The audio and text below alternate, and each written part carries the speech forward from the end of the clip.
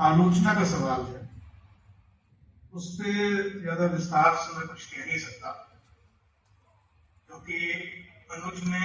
तलवार जी के लेखन को, खासतौर पर उनके आदिवासी विमर्श को बहुत विस्तार से और गहराई से पढ़ा है, जिस तरह से मैंने भी पढ़ा। लेकिन जो पढ़ रहा है मुझे याद आती है, मसलन भारतीय राष्ट्र और आदिवासी शीर्षक से जो एक बिल्कुल ये जो किताब आई है पीड़ितों के विमर्श, उसमें संकलित है, उसमें मैं देख रहा हूं कि बहुत साफ साफ तलवार जी ने ये बात कही है कि हम सब के अंदर भिन्नता को लेकर जो भ्रांतियां होती हैं, वो चीजों को साफ साफ देखने की गई। उसमें वो कहते हैं कि मैं आपको आदिवासियों का भी उदाहरण दूं कि किस प्रकार भिन्नता को पिछड़ेपन का उदाहरण समझा जाता है। आदिवासी हमसे भिन्न जरूर है, लेकिन आदिवासी पिछड़े नहीं है, जाहिर नहीं है, लेकिन हमको यही समझते हैं। हम भी भिन्नता का आदर नहीं करते। हमारे पास आदिवासियों के लिए एक शब्द है, वह है जंगली। हिंदूवादी लोग उसको सुधार कर वनवासी कहते हैं। तो यहाँ पे वो इन शब्दों के प्रयोग से एक बहस करते हैं, उस बात को रेखांकित करते हैं किस तरह से जो भिन्नता के प्रति असहनशीलता वो आपकी दृष्टि को धुंधला है। तो इसलिए मैं ये बात तो बहुत ज्यादा स्वीकार नहीं कर पा रहा हूँ कि जब वो आदिवासी अवस्था की बात करूँ लिखी उस तरह से, तो उसके पीछे ये धारणा भी हो सकती है कि वो किसी प्रिमिटिव स्टेज में है। ये बात इसलिए भी मुश्किल लगती है क्योंकि दूसरा जो लेख है इसी किताब में, आदिवासी समाज और आदिवासी साहित्य, उसमें भी वो साफ साफ कहते हैं कि आदिवासी समाज को जड़ समाज समाज नहीं समझना चाहिए। उनकी बहुत सारी विशेषताएं स्थायी मानी जाती है। उदाहरण देते हैं कि रामदयाल मुंडा ने 4 विशेषताएं बुनियादी बताई हैं जो स्थायी है, लेकिन ये किसी जमाने में हो सकती है। आज के जमाने में एक बदलता हुआ बनता हुआ समाज है, तो उसमें उसकी अपनी जो विशेषताएं हैं, अच्छाइयां हैं, वो भी नए रूपों में चल रही हैं। और बहुत सारी जिसको तथाकथित मुख्यधारा कहते हैं, जो कि कहना अपने आप में एक हायरार्की बनाता है, इससे मैं शब्द का इस्तेमाल भी करूँ, लेकिन मुख्यधारा शब्द का इस्तेमाल करने वाले जब आदिवासी समाजों को मुख्यधारा में लाने की कोशिश करते हैं, तो उस मुख्यधारा की जो प्रकृतियां हैं उससे वो समाज छुपे नहीं रह सकते। तो मेरा जो इम्प्रेशन है वो ये है कि आदिवासी समाजों को एक अलग हिंदू समाज के रूप में देखने की सलाहियत विकसित करना, जिसकी ओर इशारा कर रहे थे, वो जरूर तलवार जी के लेखन में दिखाई देती है। और जो लोग ये समझते हैं कि आदिवासी होने का मतलब किसी प्रिमिटिव स्पेस में होना है, उनकी राजनीति को और उनकी सोच को तलवार जी निशाने पे लेते हैं। लेकिन बहुत सी चीजें होती हैं जिसकी अंतर दुनिया यूएनसेस बहुत तरह से अलग अलग तरह के रीडर्स को, एक आदिवासी पाठक को, एक गैर आदिवासी पाठक को, वो अलग अलग तरह से साउंड करती है। तो तलवार जी जरूर इन चीजों पे उस पर बात करें। बहुत सारी जो डायमेंशंस हैं, जो बहुत सारी विमाएं हैं तलवार जी के लेखन की, उनसे बात नहीं कर सकता संक्षेप में, मुझे बात करनी है तो मैं कुछ ही बातें करूंगा। जैसे एक बात तो मैं बोलना जरूरी समझता हूं, ये है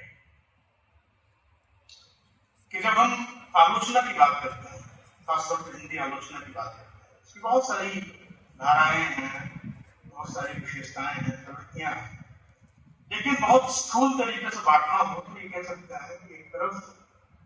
एक किस्म की रसवादी आलोचना होती है, या एक किस्म की व्याख्या परक आलोचना होती है, जिसमें कि किसी पाठ के बहुत सारे संभावित अर्थों की खोज की जाती है, उनका सम्मान किया और उन भगवत संभावनाओं की जो एक उत्तेजना है उसको ही उस पाठ का हास्य सीखा जाता है। देखिए ये रचना आपको कितने दिशाओं में ले जाती है। एक जो दूसरा तरीका है आलोचना का, जिसके बारे में भूषण जी ने बात की और जिसकी ऐतिहासिकता और समाजशास्त्रीयता की ओर इसको बहुत सामान्य तरीके से कई बार समाजशास्त्रीय ऐतिहासिक दृष्टि, हालांकि ये शब्द अपने आप में मतलब ये कहना कि वो एक ऐतिहासिक समाजशास्त्रीय आलोचना है, ये पर्याप्त मुझे नहीं लगती, पर्याप्त लगता है शब्द। लेकिन अभी मैं कोई उसके लिए बेहतर शब्द नहीं खोज रहा हूं, सिर्फ कर रहा हूं कि वो दृष्टि इस बात पे इसरार करती है कि आप किसी रचना को उसके इतिहास के संदर्भ में देखें और समझें, इतिहास के संदर्भ में उसकी भूमिका पता करें, जिसके दो पहलू होते हैं। एक ये कि इतिहास की वो कौन सी शक्तियां, प्रक्रियाएं जिनसे कि वो रचना संभव हुई, इस इतिहास में उसको जन्म दिया। साहित्यिक सांस्कृतिक इतिहास भी इसमें शामिल है, राजनीतिक सामाजिक इतिहास भी इसमें शामिल। और दूसरा ये कि उस रचना में आगे के इतिहास को किस तरह से, यानी इतिहास के निर्माण में उसकी क्या भूमिका है, इतिहास के निर्माण में यानी उस समाज के सांस्कृतिक राजनीतिक बोध के निर्माण में उस रचना में क्या भूमिका है। इस तरह से हम किसी रचना को पढ़ते सोचते हैं तो मुझे लगता है कि हम उस रचना के ऐतिहासिक आशय को या उस रचना के संपूर्ण रचनात्मक उद्देश्य कहीं अधिक न्यायपूर्ण और विवेकपूर्ण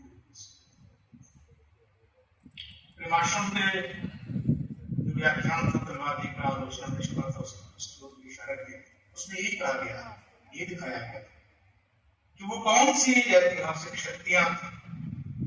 जिन्होंने प्रेमचंद को किसान से, ऐसा नहीं था कि प्रेमचंद के लेखन में शुरुआत से ही किसान मौजूद था, किसानों का शोषण मौजूद था। एक जमाने में देशभक्ति शुरुआती रचनाओं में, प्रेमचंद के किताबों में उसी तरह की एक भावुकता भरी रोमांटिक किस्म की देशभक्ति मिलती है और उसमें देश के उन नागरिकों की छवियां नहीं दिखाई देती जिनकी तरफ प्रेमचंद बाद में जाता है। तो कैसे वो जाते हैं और उनके उस तरफ जाने से राजनीतिक सांस्कृतिक वातावरण में कौन सी तब्दीलियां होती हैं। अगर आपको प्रेमचंद को समझना है तो किसान आंदोलन को समझिए,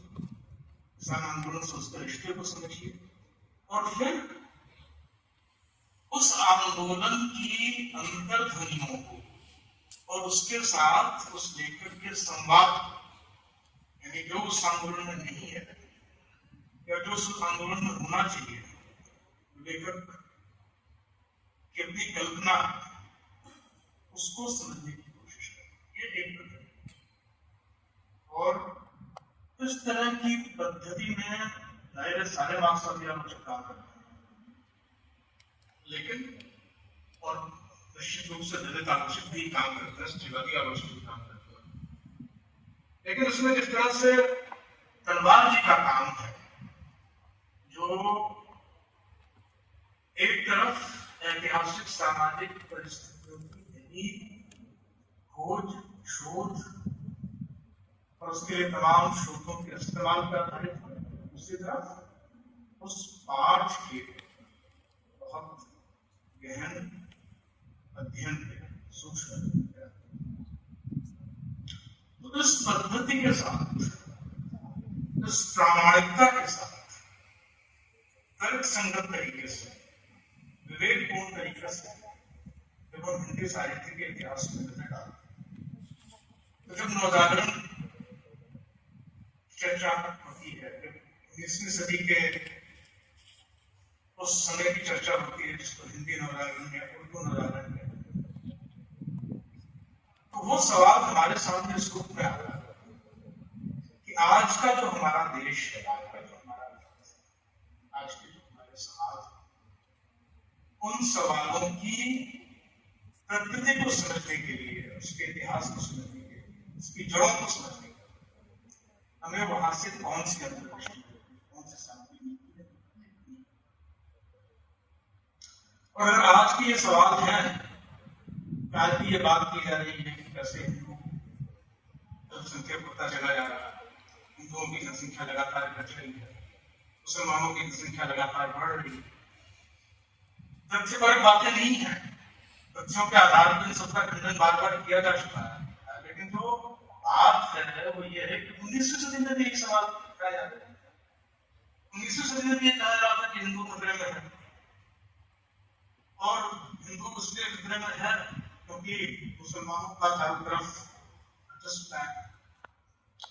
तो ये सवाल आज तक अगर बने हुए हैं, आज तक इसमें चर्चा होती है, और ये कहते हैं इसकी जो ऐतिहासिक आवश्यकता है, इसकी जो ऐतिहासिक भूमिका है, उसको समझने की आवश्यकता है। तो भारतीय नवजागरण में इसको कहते हैं कि असल में ये जो हिंदुस्तानी समाज था हमारा, उस हिंदुस्तानी समाज के भीतर से एक हिंदू जाति और एक मुस्लिम उर्दू जाति के रूप में दो जातीयताओं के विकास, दो विभाजित जातीयताओं के विकास के काम, किस तरह से एक भाषा, एक आम बोलचाल की भाषा, आम इस्तेमाल की भाषा, किस तरह से दो भाषाओं में, फिर दो संस्कृतियों में, फिर दो तरह की राजनीतिक स्पर्धाओं में, और आखिरकार दो देशों में, और आज हमारे जमाने में दो देशों के बीच की पारमाणविक लड़ाई की संभावना और उन देशों के भीतर के सांप्रदायिक तनावों के रूप में दिखाई दे रही है। इसको समझना है तो उस बुनियादी बंटवारे को, उसकी जड़ों को देखना जरूरी है। वो जो साहित्य बना उस जमाने में, उस साहित्य ने हमारी चेतना के भीतर कौन से परिवर्तन उपस्थित किए। हालांकि ऐसा नहीं था कि जो उस समय हुआ वो जिसका बस क्यों का क्यों अभी तक चला आ रहा है, और हम ये कहें कि आज जो कुछ हो रहा है वो सब सही है। ऐसा करना, इसलिए इतिहास की पूरी यात्रा को नकारना होगा, और ऐसा करना इस बात को भी नजरअंदाज करना होगा कि 20वीं शताब्दी में कैसे इसी परंपरा के भीतर से प्रेमचंद जैसा लेखक सामने आया, और कैसे इस परंपरा के भीतर से एक पूरी तरह की पसंद तहरीक सामने आई, गतिशील आंदोलन सामने आया। लेकिन जिसको हम नवजागरण कहते हैं, उस नवजागरण की जो अपनी हमारी विशेषताएं थी, हमारे हिंदी उर्दू इलाके की, उसके पीछे एक महत्वपूर्ण बातों की ओर तलवार हमेशा है। जैसे उसने जो हमारे समाज की वर्ण व्यवस्था थी, जो जाति का सवाल बार बार उसमें जाति का सवाल, सवर्णों का नेतृत्व